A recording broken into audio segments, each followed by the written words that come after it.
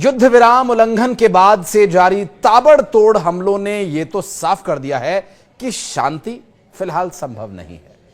नमस्कार, मैं हूं आशीष त्रिपाठी और न्यूज 18 के इस स्पेशल वीडियो में आप सभी का स्वागत है।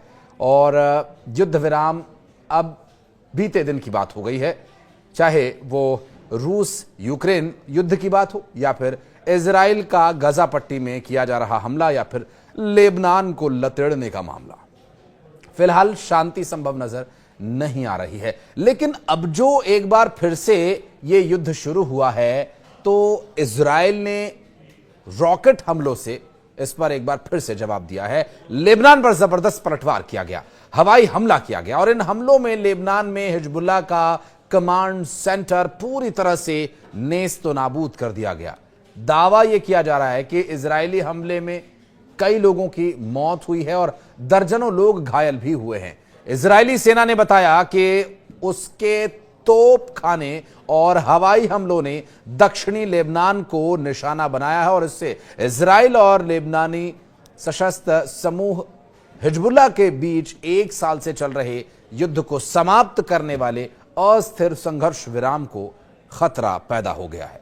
इजराइल ने बताया कि आज लेबनान की ओर से 5 रॉकेट्स फायर किए गए थे, जिसमें से 3 को एयर डिफेंस सिस्टम ने मार गिराया और इजराइल की सेना ने दक्षिणी लेबनान में हवाई हमलों की अपनी श्रृंखला के बारे में एक बयान जारी किया।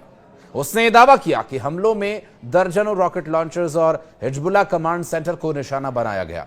एक वरिष्ठ हिजबुल्लाह सूत्र ने इजराइल पर रॉकेट हमले में समूह की संलिप्तता से इनकार किया और सूत्र ने बताया कि ये जो लेबनानी समूह दक्षिणी लेबनान में संघर्ष विराम के लिए प्रतिबद्ध है और इजराइल के खिलाफ किए जाने वाले किसी भी ऑपरेशन की जिम्मेदारी आधिकारिक तौर पर लेता है।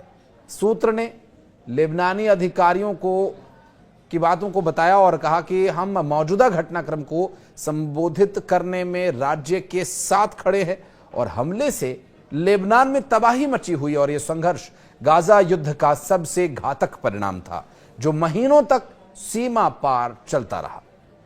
उसके बाद इजराइल ने एक भयंकर आक्रमण किया जिसमें हिजबुल्लाह के शीर्ष कमांडर और उसके कई लड़ाके और उसके अधिकांश शस्त्रागारों को नष्ट कर दिया गया। आपको याद होगा कि जब संघर्ष विराम चल रहा था उस बीच इजराइल ने अपने बंधकों को रिहा करवाने के लिए दबाव बनाना चाहा और दबाव बनाने के लिए संघर्ष विराम वहां हुआ। और इस संघर्ष विराम के लिए इजराइल का दावा यह था कि अपने लोगों की बंधकों की रिहाई के लिए सेना का युद्ध का दबाव होना बहुत जरूरी है। और फिर उन्होंने आईडीएफ को एक बार फिर आगे छोड़ दिया। उसके बाद पलटवार हुआ, इजराइल पर कई रॉकेट्स से हमले किए गए, ड्रोन्स को मार गिराए जाने का इजराइल ने दावा किया। लेकिन एक बार फिर अब इजराइल ने लेबनान पर हमला किया है। हिजबुल्लाह ने शनिवार के हमले की जिम्मेदारी से इनकार करते हुए कहा कि रॉकेट लॉन्च से उसका कोई संबंध नहीं है और वो युद्ध विराम के लिए प्रतिबद्ध है। किसी भी समूह ने हमले की जिम्मेदारी नहीं ली है। इजराइल के प्रधानमंत्री नेतन्याहू ने रॉकेट हमले के जवाब में लेबनान में दर्जनों आतंकवादी ठिकानों पर हवाई हमला करने का आदेश दिया। इजराइल के सैन्य प्रवक्ता अविचाय एड्रे ने कहा कि सेना वर्तमान में दक्षिणी लेबनान में हिजबुल्लाह के आतंकवादी ठिकानों पर हमला कर रही है और आगे भी ये कार्यवाही जारी रहेगी। उत्तरी इजराइल की ओर से दागे गए 5 रॉकेट्स की जिम्मेदारी किसी समूह ने अभी तक नहीं ली है। किसी नुकसान या किसी के हताहत होने की सूचना भी नहीं मिली है। तो वहीं इजरायली सेना ने कहा कि कड़ा जवाब देने की हमने कसम खाई है।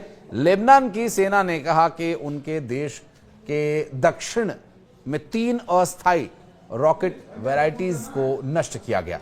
उन्होंने यह भी कहा कि यहीं से इजराइल की ओर से प्रोजेक्टाइल लॉन्च किया गया। सेना ने कहा, एक बयान जारी किया और सेना ने लिटानी नदी में उत्तर में क्षेत्र में 3 घरों में बने रॉकेट लॉन्च पैड खोजे और उन्हें नष्ट करने की प्रक्रिया शुरू कर दी। लेबनान में संयुक्त राष्ट्र की ओर से भेजी गई शांति सेना ने इस पर चिंता व्यक्त की है।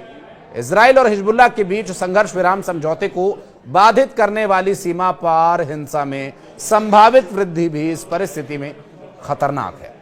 लेबनान में संयुक्त राष्ट्र अंतरिम बल ने भी एक बयान में कहा कि हम सभी पक्षों से दृढ़ता से आग्रह करते हैं कि वे की गई प्रगति कार्यों को खतरे में डालने से बचें, खासकर जब नागरिक जीवन और हाल के महीनों में देखी गई नाजुक स्थिति के बारे में बात हो। और उन्होंने ये भी कहा कि इस अस्थिर स्थिति के और बढ़ने से क्षेत्र के लिए गंभीर परिणाम हो सकते हैं। और इसके अलावा यूनिफिल ने यह भी कहा कि स्थिति बेहद नाजुक बनी हुई है, हम दोनों पक्षों को अपनी प्रतिबद्धताओं को बनाए रखने के लिए प्रोत्साहित करते हैं। बहरहाल युद्ध विराम क्या कुछ समय के लिए जो हुआ उसका मकसद पूरा हो पाया? अभी तक तो हालांकि ऐसा प्रतीत नहीं होता, लेकिन उम्मीद ये की जा रही थी कि ये जो युद्ध विराम हुआ था इससे और लंबा करके किसी तरह से बातचीत की टेबल पर सबको साथ ला करके इस विषय में कोई हल निकाला जाए। लेकिन यहां स्थिति फिलहाल एकदम उलट है। वर्तमान परिस्थितियों को लेकर अगर आप कुछ कहना चाहते हैं तो कमेंट सेक्शन में आपके लिए वेलकम है। धन्यवाद।